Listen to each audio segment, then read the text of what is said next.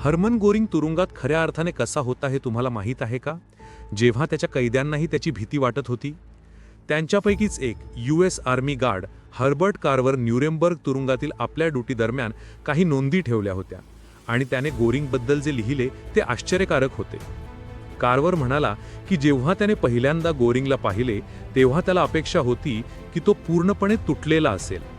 त्याऐवजी गोरिंगने टाचांना टाच वाजवून क्लिक केले, स्मितहास्य केले. इतर नाझी कैदी सुद्धा तो खोलीत येतच स्तब्ध होत असत.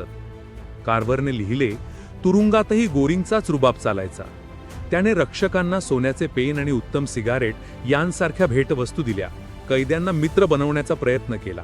कार्वरने याला सायकोलॉजिकल मॅनिप्युलेशन म्हटले. आणि मग आली त्याच्या फाशीची आदली रात्र.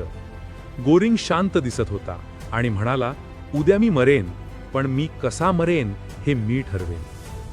काही तासानंतर सायनाइडमुळे त्याचा मृत्यू झाल्याचे आढळले आणि त्याला ते कसे मिळाले हे कोणालाच माहीत नव्हते. कार्वरचे अंतिम शब्द सर्व काही सांगून गेले.